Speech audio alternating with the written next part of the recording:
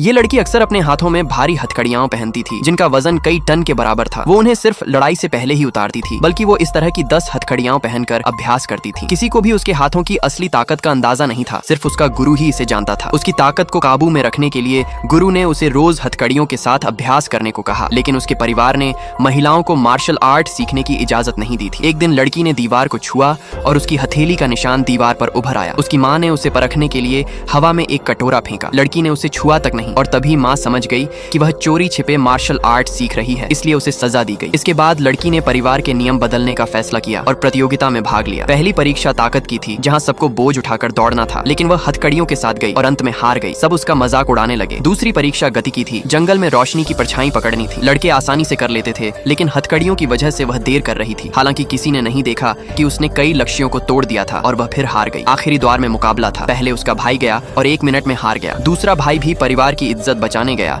लेकिन हार गया और विरोधी उसे छोड़ नहीं रहा था। तब लड़की गुस्से में मंच पर आई, भाई को हटाया और अपने हाथों की हथकड़ियां उतार कर जमीन पर फेंक दी। हर हथकड़ी गिरते ही जमीन टूट गई। रेफरी उन्हें उठाने गया, लेकिन उठा नहीं पाया। तभी विरोधी हमला करने आया और लड़की ने हल्के से हाथ घुमाया। उसके हाथ की हड्डी टूटने की आवाज गूंज उठी और वह गिर पड़ा। जब उसने फिर हमला किया तो लड़की ने दोबारा उसका हाथ तोड़ दिया और अपनी ताकत सबको दिखा दी।